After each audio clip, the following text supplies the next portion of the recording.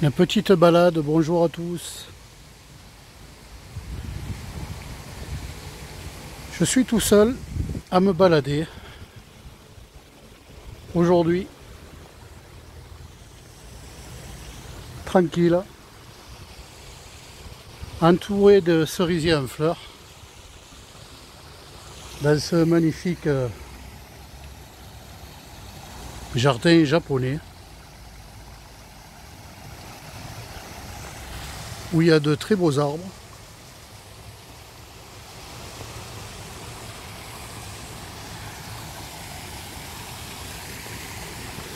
Jardin typiquement japonais.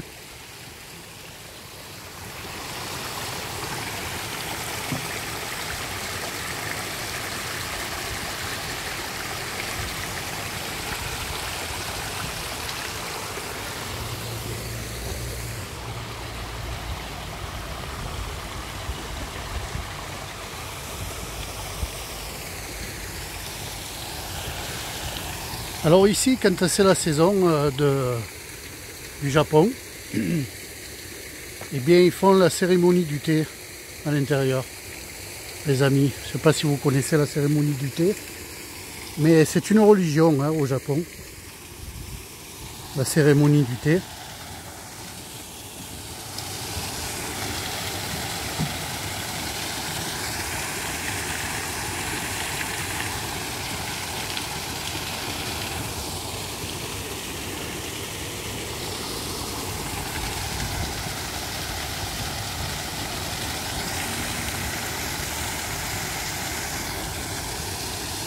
Ici, une belle fougère.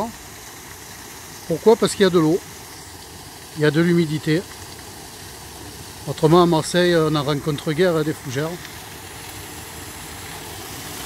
Trop sec.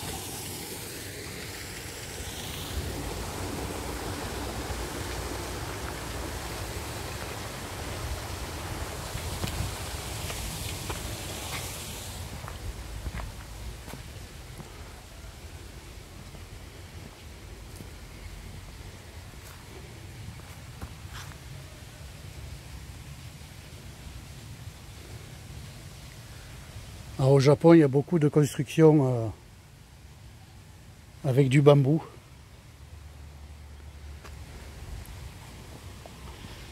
Ici, Aucuba japonica, une plante, on va dire, endémique dans la région marseillaise. Du jasmin.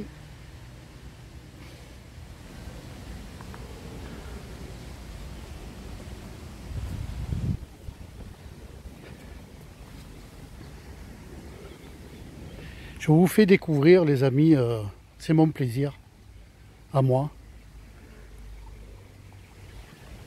faire découvrir en fin de compte ce qui m'entoure dans ce jardin japonais. C'est magnifique, hein?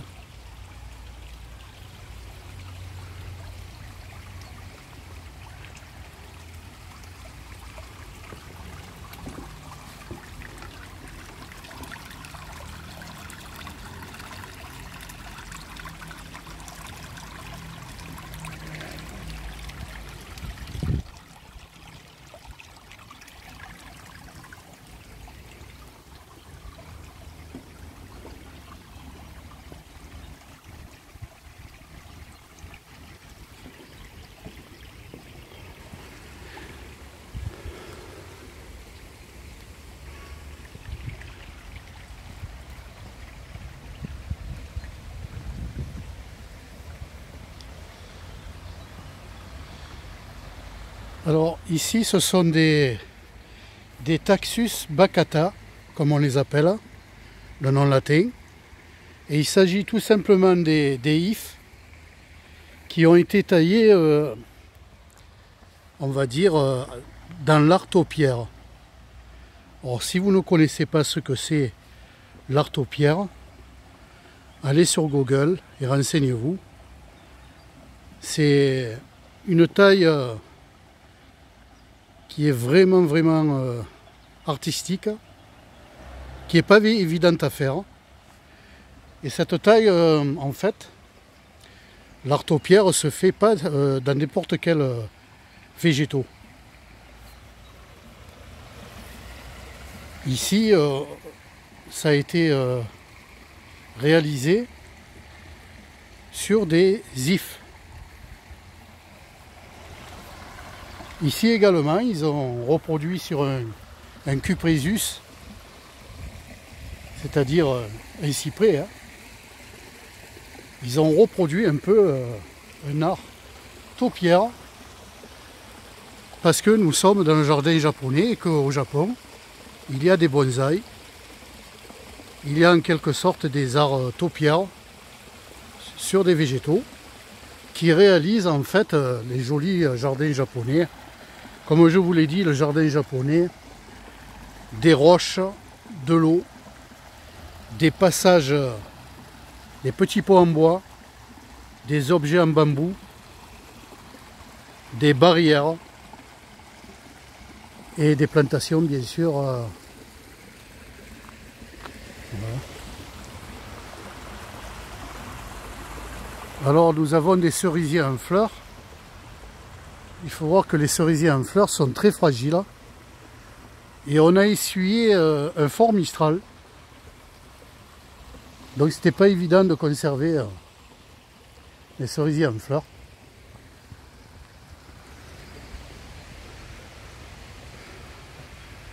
Parce que comme vous le savez, en fait, c'est très fragile, hein, comme les cerises d'ailleurs. Hein. Il suffit que vous ayez de l'eau sur les cerises pour qu'elles se gorgent d'eau et qu'elles soient immangeables. Hein.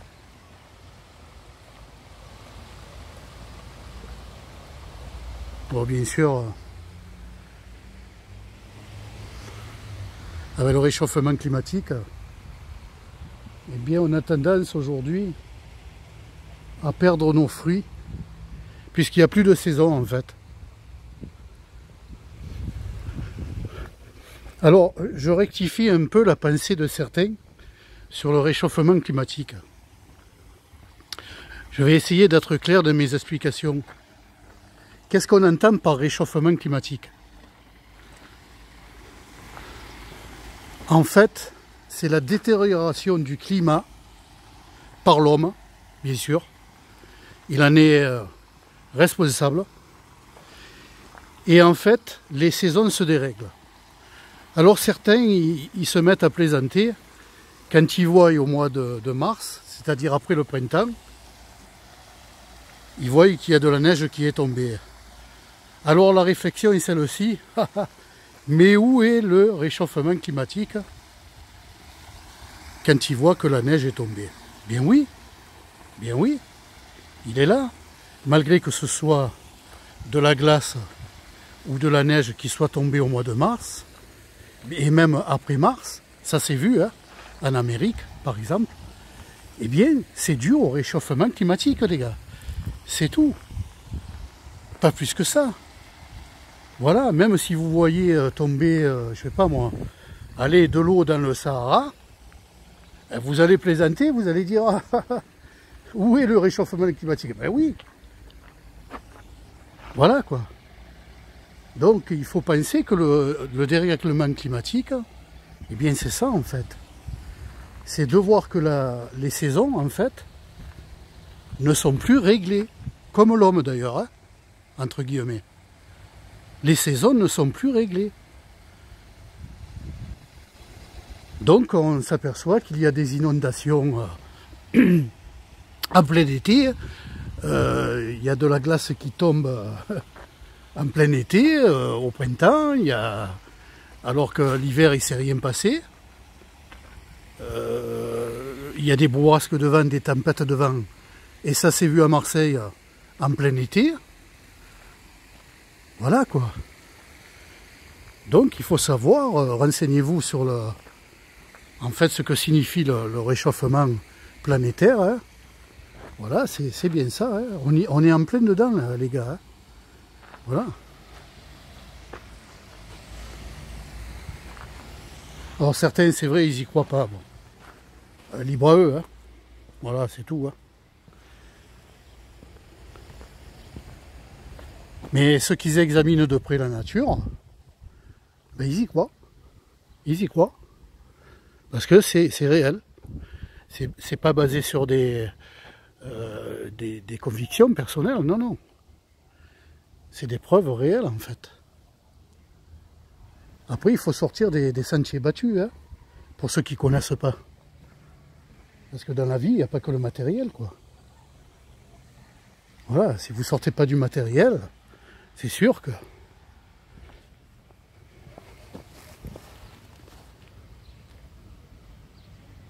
Voilà ici un tapis de tulipes. Des tulipes rouges sang.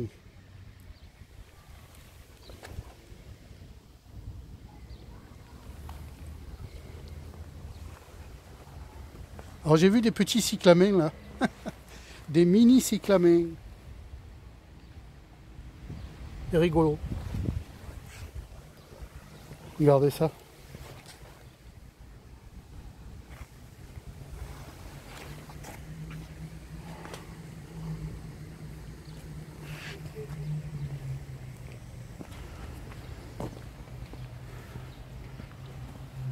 Voilà les amis, une petite vidéo blabla, mais aussi fleurie.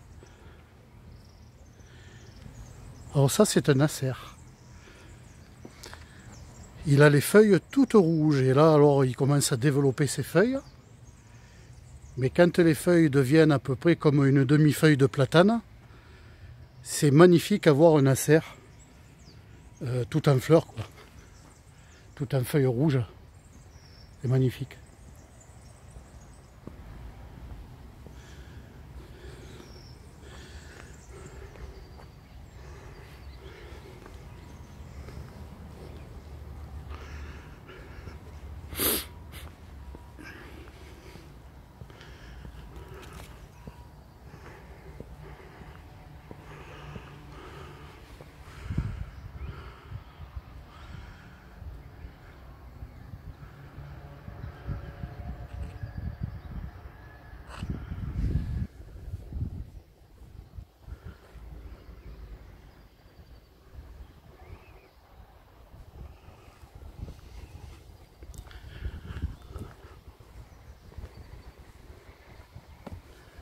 Voilà les amis.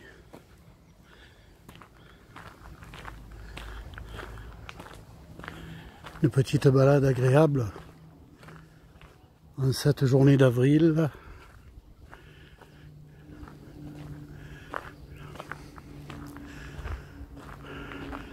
Alors ça c'est le faux poivrier les amis. Voilà. Les graines lorsqu'elles arrivent à maturité, elles deviennent toutes noires.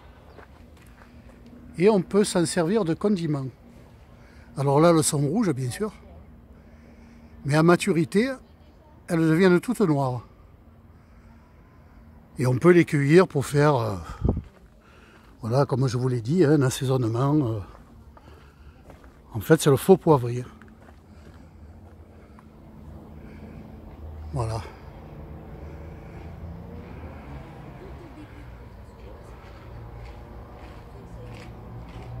Il produit des baies roses utilisées en cuisine et appelées poivre rose à cause de leur saveur.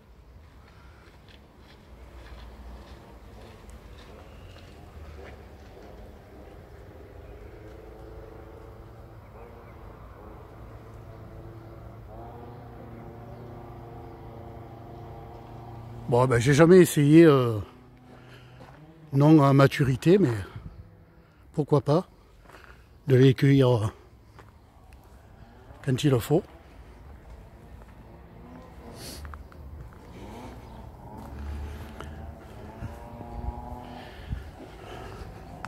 Il faut savoir que bon nombre d'arbustes à baies sont dangereuses. Hein. Alors ne vous amusez pas. Et si vous avez des enfants, faites attention lorsque vous êtes en approche de ce genre d'arbustes là. Parce que les enfants ne vont pas dissocier ce qui est comestible ou pas. Et lorsqu'ils font lorsqu'ils vont avaler de ces genres de graines là, ça peut être grave, au point d'aller à l'hôpital. Et donc les amis, faites attention à vos enfants lorsque vous êtes à l'approche de ce genre de baies que l'on ne connaît pas forcément, hein. Alors après il faut connaître, hein, parce qu'il y a des baies qui sont comestibles, c'est sûr. Ouais, mais quand on ne connaît pas, c'est comme les champignons, hein. Voilà, moi je connais absolument pas les champignons. Je connais les bolets, c'est tout, point barre. Et je vais pas m'amuser à prendre des champignons et à faire une poêlée avec, hein. Ça c'est clair. Alors attention la mare. Connaissez les amis le pavé dans la mare? Hein, vous avez entendu parler du pavé dans la mare? Eh bien aujourd'hui vous le verrez pas.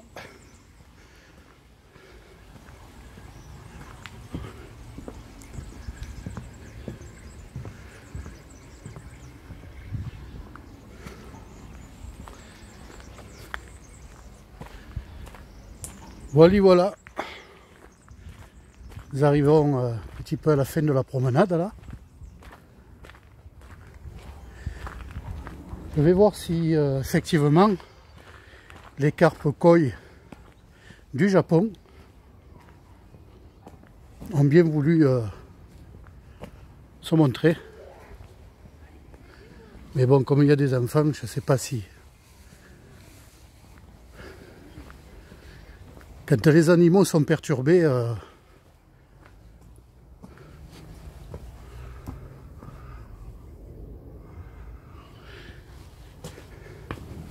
ils sont difficiles à voir.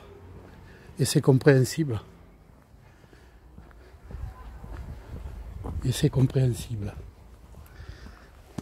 Mais, on va voir. Un petit tour avant de vous quitter.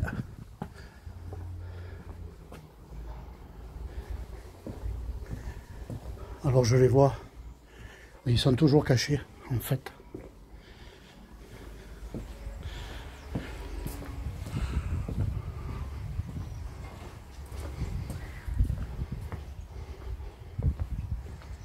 Essayez de m'approcher doucement sans trop parler.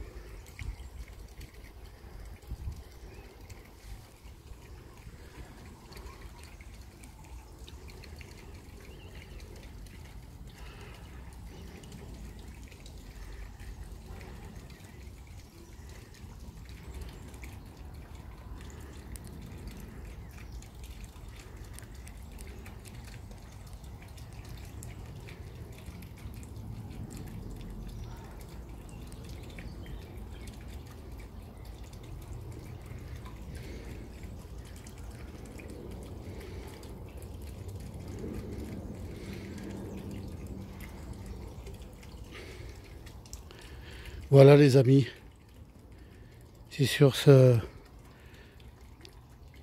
cette vidéo, et pour finir sur les carpes koi et les magnifiques canards. Voilà, ils vivent en intelligence les amis, vous voyez. C'est pas comme il se passe en Ukraine. Ils savent vivre en intelligence, ensemble, dans la paix, dans la sérénité. Et c'est ce que je souhaite pour l'avenir des peuples, qu'ils arrêtent de faire des guerres, qu'ils arrêtent les massacres. C'est tout ce que je peux souhaiter dans ce monde qui nous entoure. Voilà. Bonne journée à vous. Merci pour le visionnage. Vos likes et vos commentaires.